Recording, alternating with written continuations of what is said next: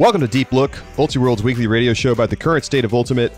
I'm the host and the editor, Charlie Eisenhood. Joining me is Keith Rayner on this Wednesday, September 13th. The Club Series is here.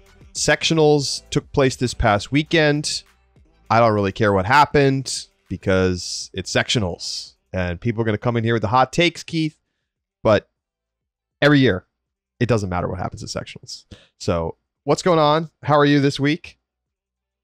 I've been warm. It's been really warm, Charlie. Humid. It's like stormy and hot. So that part's been uncomfortable. But I don't know if you've been. I know you've been a little.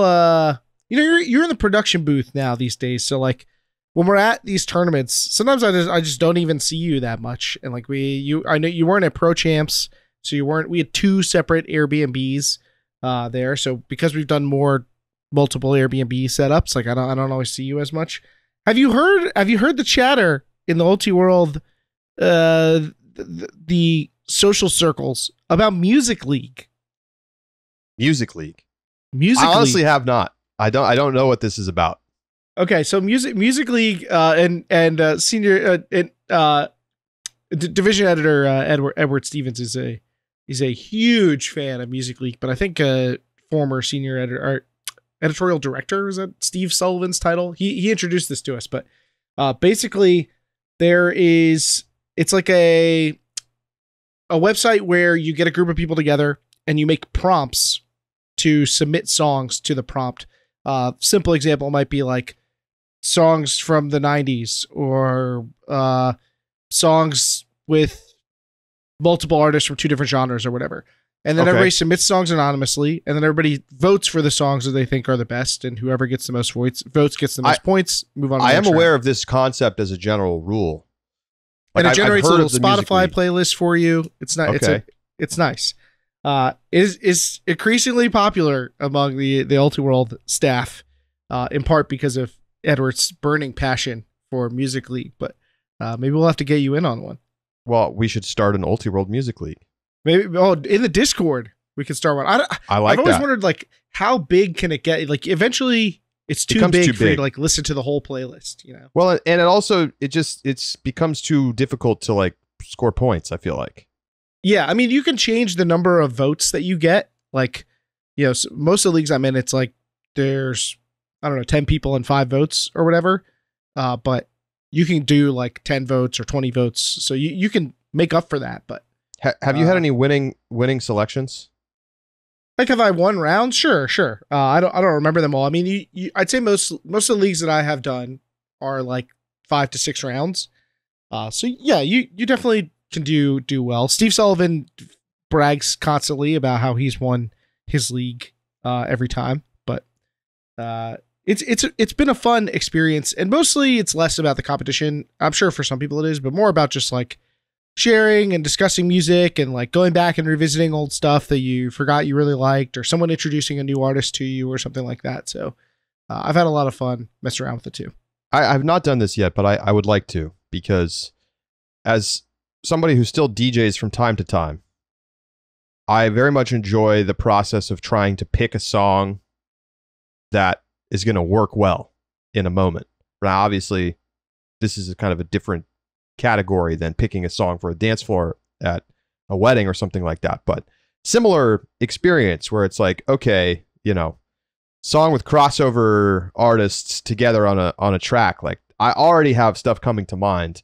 That would be a good fit, and that's fun. I like it. It isn't, and it's kind of hard these days to like this. The process of discovering new music is just not the same as it was when we were younger. You know, people aren't like burning CDs. That's what was hot when I was a teen or whatnot. There's no music television. Like the radio is kind of a dead space. Like, what are we discovering music from? TikTok? You know, like, I mean, honestly, most people it's Spotify algorithms. Right? Yeah. Like, yeah, they came out with like that AI DJ. Yeah. Spotify. Yeah. So I don't know. I used to, and I don't really think this would exist much anymore either. I used to do a lot of music learning and gathering through the music blogs back in the day. There were a lot. I mean, this was specifically in the dance music world, but like people were posting new tracks from the 70s, like just blogging about music. And I learned so many new songs and artists through reading music blogs. And I still have that music. No chance that scene's thriving. That's dead. I mean, there's got to be somebody doing a Substack for this kind of thing at this point. For sure. Everything that's old is new again, you know? That's right. Blogs are back. All right. We're doing a mailbag today. It's a good one. It was kind of an Instagram mailbag. We posted over on the Ultiworld Instagram story asking for your questions. If you don't follow us on Instagram, you got to get over there. Give us a follow. We are nearing 100,000 Instagram followers, Keith. And we're going to do a big giveaway when we get there. I'm excited. So we're going to dip into the mailbag. I actually want to come out with my own topic right away. This is not a question. I just was thinking about it and I wanted to bring it up. Mailbag topic. I'm submitting my own topic for consideration. It's your show, so I get to do what I want. In the disc golf universe, there has been a major change over the last, really since the pandemic, for charging admission and creating a spectator experience at events. Before 2020, this basically didn't exist. You could spectate at tournaments, but you basically would just show up and just go wherever you wanted. But as the pandemic boosted the number of people interested in disc golf and the increasing professionalization of the sport was kind of coinciding with the development of the new Pro Tour, it became very obvious that they needed to start to actually cater to spectators and at the same time start charging them to attend.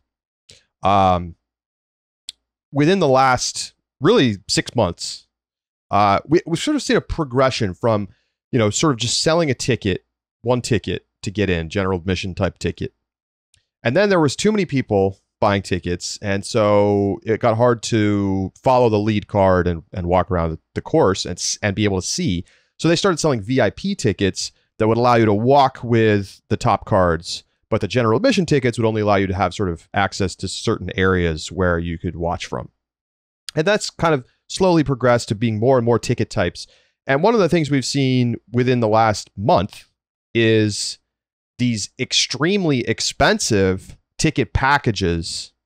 At the World Championships, they sold a $1,200 ticket that included things like player meet and greet, obviously VIP access to everything the whole week, food and drink, special parties, walk the course with the course designer, so on and so forth. Above and beyond concierge type service, and a tournament that's happening this weekend, the MVP Open, which is at the #1 course in the US, Maple Hill, has a similar product that they're selling for $1,000. And I'll just run down what they've got going on over there, Keith, because I think it's kind of an interesting idea. So they sold 12 tickets and they sold them out. And $1,000. Obviously, you get access to the tournament for the whole time. You get a signed disc by all the members of the lead card. You get a glow glitch, which is a popular kind of new frisbee right now. You get a hoodie. You get a chair, like a little chair you can sit on the course in. You get to play the course in its tournament layout. Meet and greets with the players. An invite to the welcome players party. They take you to the AAA baseball game. And they got a skybox. They take you to a brewery. They give you a tour, food and drink included. You get to walk the course with the designer of the women's layout of the course, like during the tournament. You get a night disc golf round with a pro. You get balcony access to watch players coming in on hole 18. And then you get special seating at certain holes during the final round. And they kind of take you around the course from place to place. $1,000, sold it out. And so why am I doing this long preamble, Keith? My question is, should there be something like this for Ultimate? And how do we actually start to create a spectator experience that is worth paying for in Ultimate? Do we have to mark this as sponsored content? I mean, I understand. Like, I'm just telling you what's in the package. I know, I'm just kidding. If it sounds like advertising, it's because it sounds like a pretty sweet deal. It's a good deal. It's kind of like, honestly, when you started, we talked about the skybox and stuff. I'm like, are they breaking even on this? Like, so it seems like they're going to spend a lot of money to help. I don't know how much a skybox costs at a AAA game. You know. Well, they're also the fact that they're getting autographs from the players. Like, does that mean that they're compensating the players in some way too? Like, I don't, I'm just keeping an eye on that. On the price tag. It's not my pocket to watch, though. The short answer to your question is no. No, we shouldn't do this because there's just simply no demand for it. I don't think that the people at Ultimate would pay this. People at Ultimate get mad when there's a $20 increase to their bid fee. Like, I don't think people are going to pay this at Ultimate. Now, I think what you're really getting at is, could we create an Ultimate experience that makes something like this viable? And do we think that doing that would be valuable? Could this be a driver of revenue when the sport seems hungry for money and we haven't had a lot of success with outside advertisers? Can we do more with what we have in front of us rather than trying to bring in outside eyeballs and like grow the sport in some explosive way? Because I do think there are people who are fans of Ultimate. Many of them are participants, but I do think those people exist. So how could you create an experience? And maybe being at the championships of some of these semi-pro leagues has helped show you some ideas of how we could see that. I think one of the challenges that you face is that club and college Ultimate doesn't necessarily have a spectator-friendly format. Now, to be fair, I haven't watched a lot of disc golf coverage. But if it's anything like real golf, and I can't wrap my mind around how people want to be in person to watch golf and disc golf. It just seems like an activity that is not well suited for viewing because it travels a long distance. Like, how are you going to see the shots in the way that you want to do? Like, and everything's happening at a weird pace. You're like, are you jumping from card to card? Are you just following the card around for a couple hours? Like, seems like the kind of thing you'd want to, if you do like watching it, which is cool, that's fine. It just seems like the kind of thing you'd want to watch from home rather than be in person for. I don't know. That's just me. So how can we create that experience for Ultimate? Have the semi-pro leagues given you some ideas with their championship weekend formats? Does that feel like it inspires you? Well, I do think that the most natural place for this kind of ticket package would be, AUDL or WLPUL. But I would challenge. Here's what I would say. Okay. I don't know how many tickets USAU is selling for Club Nationals. They charge what, $20-$30 for the week to get access to all 4 days, something like that. How many do you think they sell? You think they sell 500? Fewer than they get votes in board of directors elections. Well, let's say they sell 500, just to throw that number out there. I that might be too high. I don't know. 500 tickets, let's call it $30 each. That's $15,000. It's not bad. It's something, right? You have to charge admission. The problem is there's not much that comes along with that besides access to the location. There's not really a lot of there's not places to sit at a lot of fields. It's just you're at this soccer park with very little infrastructure and maybe a couple of food trucks. I mean, half the time we don't even have bathrooms. Like, we need the beer garden. We need the food. We need the catered experience for VIP fans. My point is this. I guarantee you, Keith, if you took the time to think about it and put together a package that included airfare, hotel, tickets, VIP food and beverage, all inclusive, everything, and you come up with some ideas on how to really make this run, and you hire staff specifically whose job it is to cater to a VIP crowd, and you sell tickets, if it's with flights and hotels included, you might be able to sell them for $2,500.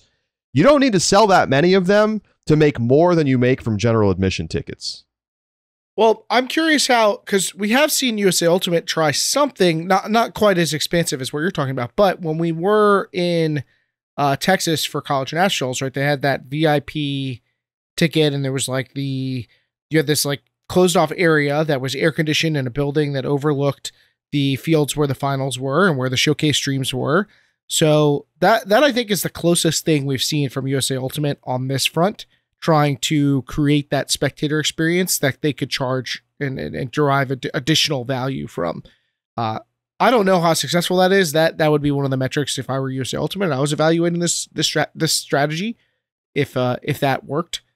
But yeah, I think we've talked about, especially when we talked about the format, like, wow, can we move away from the sanitized stadium format? Can we get finals in the evening?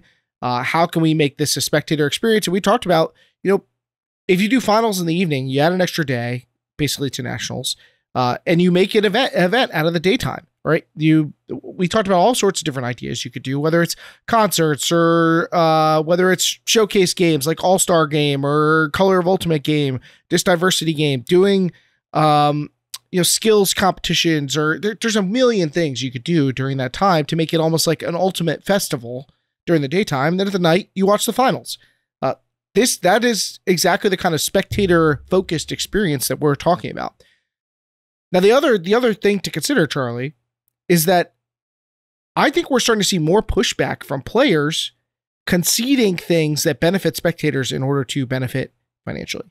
Like, I don't know necessarily that players will want to do the things required to make a better spectator experience that is worth more money. Well, a lot of those are probably logistical stuff like scheduling, but you already see how much players and teams don't really like to be even forced to go to specific tournaments, right? They already don't like that. Yep.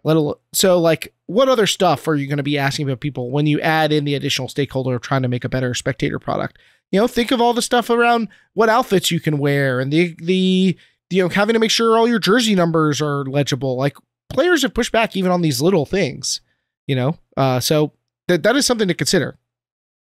I would love to see some mechanism where some of the money that's coming in from spectators is going back into players in some way, because that's one way to make it palatable. And it's not ever going to be disc golf. There's not going to be people walking away with $10,000 individual prizes. But anyway, I don't mean to hog this episode with this topic. I just thought it was interesting, and I feel like there's a lot of opportunity being left on the table right now. A lot of money, it seems like, flying around disc golf. That's not the same in this world. The last thing I'll say about this is that there's a large, affluent community of former Ultimate players who would probably be interested in such an experience. I know you're saying people are complaining about $20 to the bid fee, but those are the 20-year-olds. The 50-year-olds who are lawyers and doctors and entrepreneurs and are, the people that you need to start to cater to in order to develop the sport's financial future are not being catered to right now. They're being left behind. Essentially, what I would advocate for would be that the Division I finals, like semis, Brown, Harvard, and Yale just are automatically in them, and everybody else competes for the one spot. And now look at what we've created. All right, let's move on. Keith, what question do you want to pull out of the mailbag first? All right, well, we'll skip right over from college talk because somehow college season is like sneaking up on us. It is college preseason. Teams are just starting to like attract the rookies. They're going to their club sports fairs or whatever to attract people. But you're not coaching, right? I am not coaching this year. I took a step back. This is the first time since there was 1 year where I moved to Ohio. What was that, like 2007 or something like that? For first time since then. And I guess the second time in like almost 15 years that I haven't coached. All right. Watch out for UConn though. I still think they're gonna be good. Probably better without me. First question, college related. Is it time for Middlebury to get coaches? That comes in from Rice Cake 1. I know this is some kind of like team culture thing. And what? Their women's team won the title again. 3 times in a row. The men's team lost in semis? Is that right? Yeah. They're losing semis this year? Oh, no. They lost in the final, right? They lost in the final to... yeah, I'm pretty sure they lost in the final. Okay. I would say yes. I don't think it's reasonable for any competitive team to not have a coach anymore. I know for a fact that not having like a serious coach hurt my college team. And I don't see why it would be any different for a team like Middlebury. As good as the players are and as good as the program is, you're not going to be able to sustain success. They just have insane talent right now on the women's side, but that's not going to last forever. I wholeheartedly agree. Obviously, I come from a coaching perspective, but like it just asks so much of your leadership to both advance and be the best player they can be, and also have to be the coach and the captains. Like it's so much to ask of them, and you also lose the continuity. You add additional challenge in trying to bridge the gap as leaders come and leaders go. Now it's hard to argue with Middlebury's success right now, and I think that there are things that they benefit from their current culture, I'm sure, and developing leadership skills and having this really player-driven team and an organization. And maybe there's a way for them to build a unique structure for their coaching where it's like purely tactical. Yeah, line calling and talking the huddle. Maybe they don't have to make coach. Decisions. They're your personnel manager or whatever. Like if that helps, do that. But it's just hard for me to imagine that they have something so different from everybody else that they benefit from not having. And they have to wear the pink skin suit. Those what's the name of the guy in Atlanta who does the Flash or something that runs along the outfield? You know what I'm talking about? I don't know. I don't know his name, but yeah, I know what you're referring to. You have to you try to beat him in a foot race. Totally probable. Anyway, let's stay with college stuff. Wyatt Kelman asks, how do you think the Detroit Mechanix would do at college nationals? Do they make it? Let's say they get an auto bid. I think they would make it out of the Great Lakes. They would. I think they would qualify in most regions. I think they're good enough to be to qualify. But I mean, I think I'd see them as like a back end bracket team, like pre-quarters. Yeah, they don't win. No, I don't. I think it's very unlikely that they win. They don't win. No chance. I mean, look at UNC, right? Champion. Look at the Raleigh team. Half the best players on that team are fresh out of UNC or still playing. So that's where that team is, and that team would absolutely massacre Detroit in a game. So I feel like Detroit would be, if they played UNC at college nationals, they would be like 4.5 point underdogs. I think that's about right. I'm not even sure they make the bracket. Yeah, I think they're right around the line. But they're right around like fourth or fifth. They're finishing like 3 or 4 in their pool. Yeah, I do think they would probably. My guess is they would be deeper than teams. Like their 10th player is going to be better than a lot of. Well, and keep in mind these are adults playing against, in some cases, children, right? In some cases, I guess yes, but I don't even feel that strongly that they would do well. Like it's possible they could finish bottom of their pool. What if they lost all their games? I mean, win that track. What's next? They'd handle it really well because they're used to that, I guess. They would have some moral victory thing. All right, let's touch on the waterfowl in the room, Charlie. The number one thing that we were asked about in this mailbag. Okay. Minneapolis Mallard, Charlie. The streets are talking. Did you hear about Minneapolis Mallard upsetting Sub-Zero at sectionals? They beat in Northwest Plains sectional championships 15-14. Mallard gets the win. It's no Mallard 2, but they did achieve ultimate victory. Your thoughts on this result? Well, first of all, this is incredibly embarrassing for Sub-Zero. I know it's sectionals. I know it doesn't really matter. I know we've seen like shock upsets before, but Sub-Zero is not that good. And like, are they actually worse than Mallard? Is that a real possibility? We at least have to consider it a possibility after this result. I have no idea. Sub-Zero is probably missing people. It's not like there was any question they were going to qualify or not, but not great. What this really does for me, Keith, is make me feel more confident about the future for General Strike, who went on to crush Mallard 15-8 in the final. General Strike may well win this region, and are they going to get the 1 seed? I think they basically have to. I know Mad Men got the bye, but General Strike is probably the better team. And I haven't actually looked at, there was somebody asked us about North Central Regional's seeding. It's going to be crazy because remember, you have to do it based on sectionals results. So it's binding. So General Strike is going to be ahead of Mallard, who's going to be ahead of Sub-Zero. And then the question is, where do you slot in Mad Men? It's going to be pretty interesting scenario here. But yeah, Mallard, I mean, I don't know how they keep pulling it off, but here they go again. Well, don't forget last year, obviously Sub-Zero had a pretty uninspiring season in 2022. And then they went to sectionals and they lost to Mad Men in the final. They almost lost to Mallard in semifinals. They won 13-12. So just a little edge off of where they finished this year. And then they lost to Mad Men, and it was kind of like, okay, are we worried? Do we think Mad Men's the favorite now? Or do we think that this is just usual sectionals malaise? Sure. But it turned out it was worth worrying about because then Mad Men beat them in the regional final 13-11. So, if you're getting your alarm bells ringing because of this result, that may be justified. I'm just looking at Mad Men's results from the season so far. It's not really much to base seeding off of with them. They do have a win over Sub-Zero, so that's straightforward enough.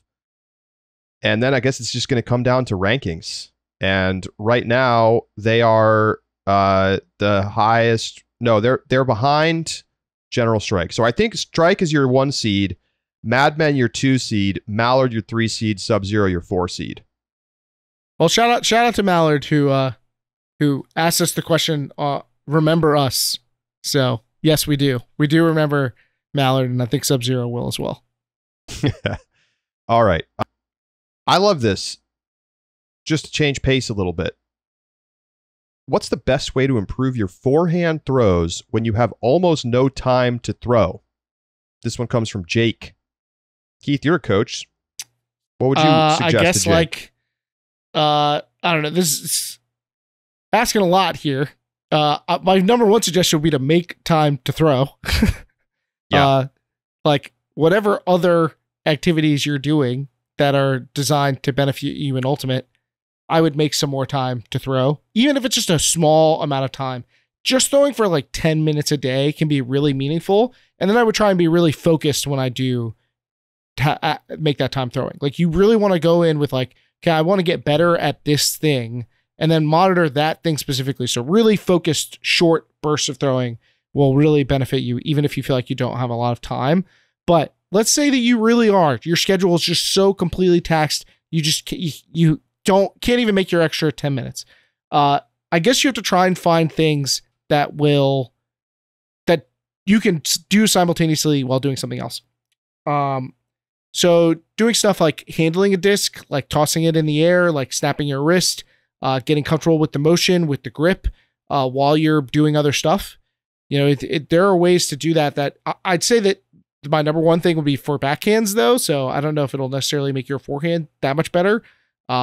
Watching the limited throwing or reading throwing content. I guess you could do that simultaneously, like while eating a meal or something like that. So that's another thing you could do to potentially boost your forehand, but it's one of those things it's really hard to get better at without the reps. Like your body needs the biomechanics down in order to execute it. It literally is just a throwing motion. And yeah, there's some, strength components there, but for the most part, it's technique, and you're just not going to learn it without executing it. Sorry to say. There's no substitute. I mean, I could say something like, get to the gym, and that will help. Overall, it will help your entire Ultimate game to, do good resistance training and conditioning and sprint work. But to specifically improve your throws, there's no substitute for actually throwing. And if you have, like, let's say, a hard time finding somebody to throw with, that can be a real challenge. But you know what you do? You get a stack of Ultra Stars, and you either go to the park and you just throw them. You can work throw on them into your mid-range couch. throws, or you can get a net, or you can throw into your couch, or whatever. Like, you have to make time to throw if you want to get better at throwing. It's just that simple. I will say, if you don't have it, if like you have a tournament tomorrow and you need a tip and you don't have any time to practice, almost all novice players that I coach, the first thing that they're doing wrong is not gripping the disc tight enough. grip it really tight. If you can dent the disc with your thumb, like that is tight. Somebody should not be able to like dislodge the disc from your hand without effort. So make sure you're gripping it really tight. That would be my like number one sight unseen tip for novice throwers. What's next, Keith? So we got quite a few questions also about Canadian teams. So let's do a little Canadian session on Ultimate in Canada and how it pertains to the US. We got asked about because you just mentioned General Strike. Canadian team with a better chance of going to nationals, General Strike or Furious George? That comes in from Tim the Timothy. Better chance. I need to double check. How many bids do they have in the Northwest? The Northwest has three bids, and obviously the North Central has just the one. I think the answer is easily Furious as a result. Because General Strike, while perhaps now in the driver's seat as the likely 1 seed at North Central Regionals, isn't that much better than the other teams they're playing there. And it's a 1-bid region. I mean, it's very volatile. They're probably going to have to see Sub-Zero in semis. Versus Furious, who like has to play teams that are significantly less talented than them and would have to kind of choke if they were going to lose their bid. I mean, I guess Dark Star would be the team that you would look at as having a chance to upset them. But beyond them, there's just really no other teams that are any good. So I would be very surprised if Furious didn't qualify, but I would not be surprised if General Strike didn't qualify. I think I basically agree with all of that. I don't think I have any notes on that thought. Another Canadian question then, while we're talking Canada, how many Canadian clubs are going to qualify for nationals? That comes in from McDevitt.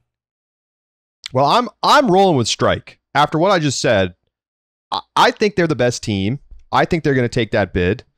So I got Strike. Starting with men's. Strike, Furious. Gosh, Goat. I guess I take Goat. I think I take Goat. 3-bid Northeast. I think I take Goat. Women's, Traffic, Sixers. I'm not going to lie. I think there's a sneaky chance we could get an Iris. But I don't know that I'm going to pick it. I don't want to be held to this for my regionals picks. This is just, I haven't really sat down and thought about it yet. We don't have seeding. We don't have anything. And then, am I missing any women's teams? I don't think so. You said Traffic, presumably? I did. Yeah. So I'm at 5. And then in mixed, Red Flag, I think is going to qualify. And I think that's the only team that's good enough in mixed to qualify. So I'm going to go with 6. Yeah, I can't say that I know of any like super outside of General Strike. Like, are there any teams we're thinking are going to kind of like emerge out of nowhere? You know what I mean? Like, well, I think the odds are on teams. Is anybody getting talk? No, I mean, I think it would be like Iris, right? What they do at sectionals? They lost to Starling, but a close game. 11-9. I think they have a chance, but they don't have to just get past Starling. They have to get past a Bent or a Brute or a Sixers, and I just don't know if I see it. Phoenix is the other team, right? Oh yeah, Ottawa Phoenix and men's.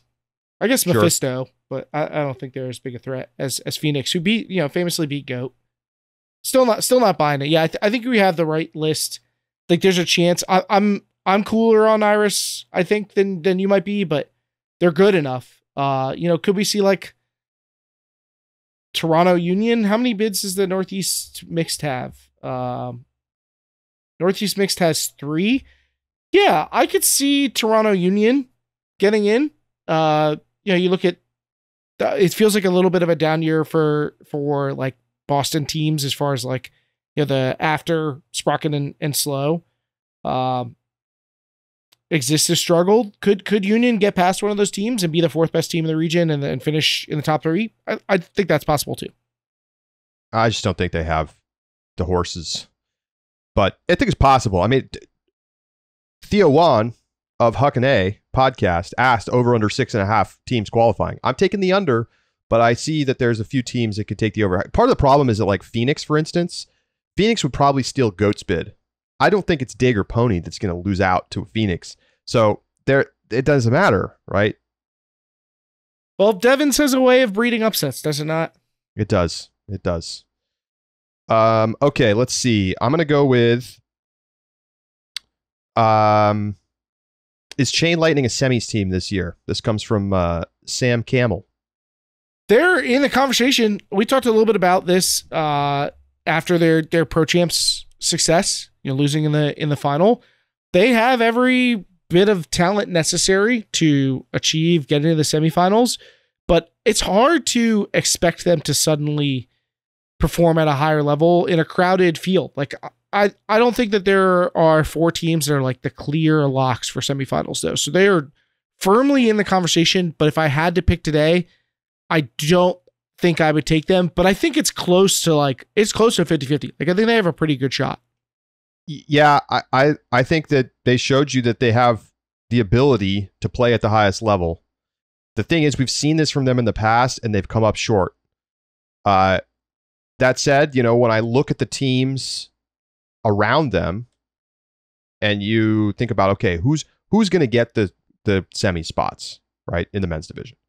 So obviously, you look at Truck, you look at Pony, and then after that, it feels pretty open. There's like 2 pretty open spots. Chain, Revolver, Machine, Dig, Bravo, Ring, Double Wide. Like, tell me who's clearly the best 2 of those teams. I don't think we have a good answer to that. I think Chain has got probably the best chance that they've had since their 2009 championship to get back into that conversation.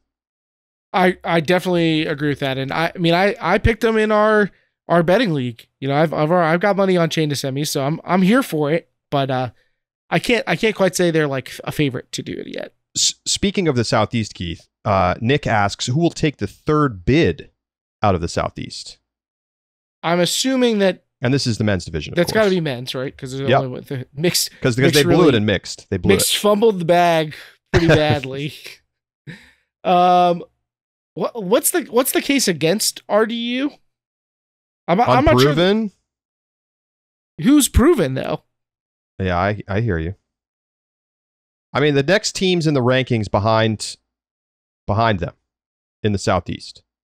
Tenacity at 26, Uproar at 28, Delirium 34, Bank 35. And let's take a look at what happened in the sectionals, just to get a feel for where things are there. Tenacity wins the East Coast section. Uproar wins Florida. Alabama Alliance wins the Gulf Coast, and RDU wins North Carolina. I really just feel like it's Tenacity or nobody. Yeah. Tenacity has not had a terrible season. They had a 13-10 loss to Dig. They beat Omen earlier in the year. They had close losses to Temper, which isn't quite as good as it used to be. And they seem a little bit clear of the other teams they played at sectionals. Tenacity's got to be your top threat, but I think I ride with RDU if I had to pick. I mean, they beat Temper and Garden State at the same tournament where Tenacity was losing to them, so that's always a good sign. Yeah, for sure. I just think that they're clearly the most talented team behind the big dogs. Their losses this year are to Double Wide, Vault, Chain, and then Zizova. Now, the Zizova loss, not a good loss. But, to lose by 2 to Chain, by 4 to Double Wide, by 2 to Vault, those are all good losses, and those are their only losses. I just think that they've clearly got the resume to support them being the qualifier. Like, they had a good season even once you drop the Pony result. That's the thing. And the Pony result was still worth quite a bit to their ranking, but I think it was the number 1 thing that helped their ranking, unsurprisingly, but it was still a good year for them. All right, well, let's stick on a similar topic then. We talked about the Northeast, talking regionals, qualifiers. New York Blueprint, a dark horse for nationals in a 3-bid Northeast, ask Captain Jack Sparrow, or Captain Jay Sparrow. I guess it's presumptuous to think it's Jack. Well, Blueprint is like knocking on the door of being in the top 25 in the Ulti World Power Rankings. They won sectionals.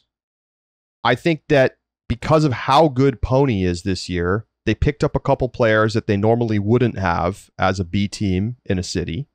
The question is, will they actually show up at regionals for once? Because this team is notorious for going to regionals and completely collapsing. I've seen it for years. And I played on an original iteration of this team before it was called Blueprint, so I can speak from my own authority on this one.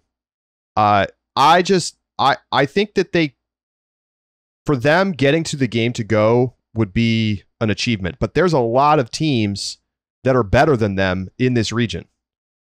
And so it's going to be a challenge just to get to that point, right? Like, can they even get past Phoenix? I'm with you that there's not a lot of evidence for them. I do think they played like a decently tough schedule for what we might see for them, and they acquitted themselves nicely. Not a lot of blowout losses, even to some of the more reputable teams that they played against.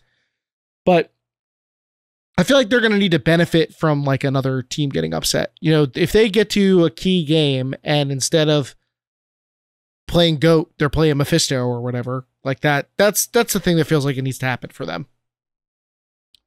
Most importantly, Keith, they're 1-1 against Mallard. Okay, next one. This one is from an anonymous. Why is Jadakiss as hard as it gets? I don't know if we'll ever know the answer to that. I mean, why didn't they make the CL6 with a clutch, Why are you even alive? Asking the tough questions. I don't even know who said that question in, but I do appreciate it. All right, I would like to take a quick tangent. The AOUGC took place over last week and into the weekend over in the Philippines. This is the Asia Oceanic Ultimate and Guts Championships. So this is essentially, the kind of the continental championship for that region of the world. And it's a really nice prelude because Worlds, which we haven't had a country-based Worlds since 2016, is next year in Australia. So this was an important kind of building tune-up tournament for all of those teams that are down in that part of the world to compete. So I just wanted to go through the winners and just talk about a couple of topics here, Keith, before we move on. In the mixed division, New Zealand upsets Australia 15-11 and takes down the mixed gold medal. In the women's division, asterisk? Put an asterisk on that one. Why is that? To my understanding, during that game, half of the Australian team just had to leave for flights in the middle of the game. I did not know that. Yeah, they just were like, gotta go. Peace. Wow, that's a significant blunder. That's a major blunder. I did not know that. Wow. The women's gold medal game, Australia tops Japan 11-10. Great result for Australia, playing, by the way, without Kat Phillips. And then, how about this? This is probably the biggest surprise of all for me. The Philippines wins 15-12 over a very good Australian team to win the open gold medal. And the Philippines has been a country on the rise for a couple of years now. We really saw them come on the scene 2019 U24s, and now they take down a Tom Tollett led Australian team 15-12 in the open gold medal match.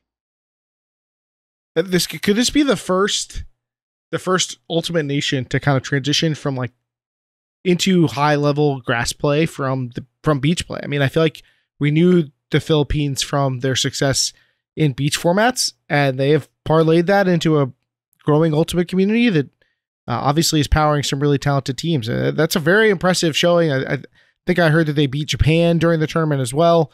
So this was not a fluky result. They were strong. Yeah, they were the best team. I believe they went undefeated. Let me just shout out some folks. We do have some stats from this game, which is so nice to have. Antonio Francisco has 5 assists and a goal. Wilbur Jason Ogok, I don't know if I'm pronouncing that correctly, and my apologies if not, has a goal, assist, and 3 blocks to lead the way for the Philippines. Some strong results over for the Australians as well. Mark Wee has 3 goals. Tullett has 2 goals and an assist. And Sam McGuckin with a goal and an assist. I think both of those teams are going to be teams to keep an eye on for Worlds next year. Not only because they're playing close to home or at home, but because I think that they're just genuinely strong rosters. And then over on the women's game, Caroline Ma, 4 assists and 2 blocks. Georgia Egan Griffiths has 4 assists. Ava Weatherall has 4 goals. And Riko Yanagihara for Japan shows up big with a goal, 2 assists, and a block. Tomoko Inamura, who's a big name, 3 assists and a block.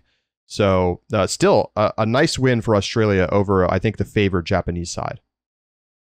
All right. I've got another mailbag question here. You know what? Even I'll take this one for you. How about some Crebuary highlights from Dandy K22?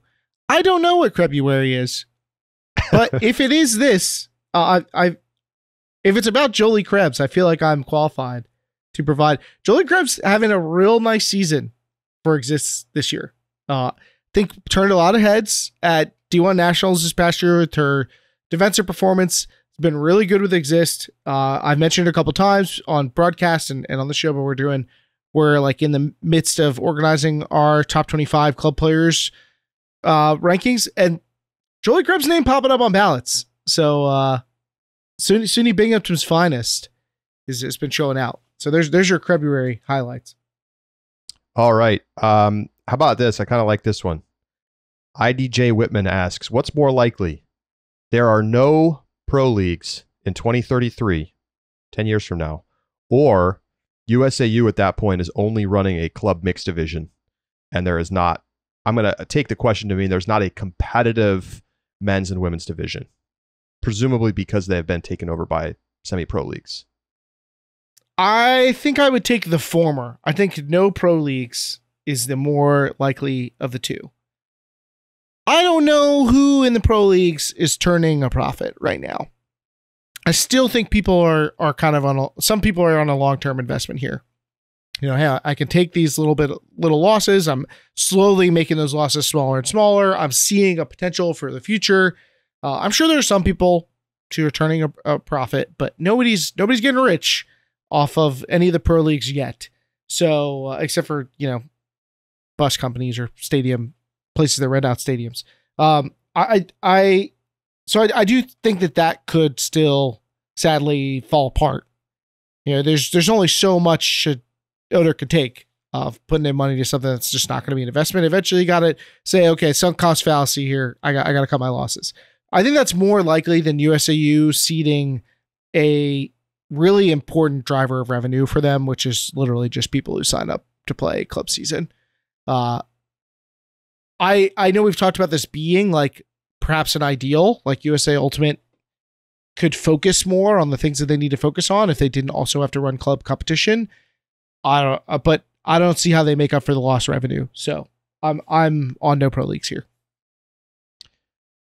Yeah, I'm going to stick with the massive historical nature of the club division and the continued clear preference from elite players to compete in club over pro in many cases as the thing that I'm going to anticipate being here in 10 years. I think the pro leagues have to show that they can do more than be like at best break even. And that's at best for some franchises. And at worst, teams are losing 6 figures a year. Now, if you want to call it losing or investing, I guess that's you have to look at it in different ways. But there's just too many teams not making money for me to feel like confident that there's a 10-year window for these leagues to exist. All right, here's one. Who the hell is Ramp? Maddie Lang asks. I don't know. I still don't know. They won their section. I'm shocked.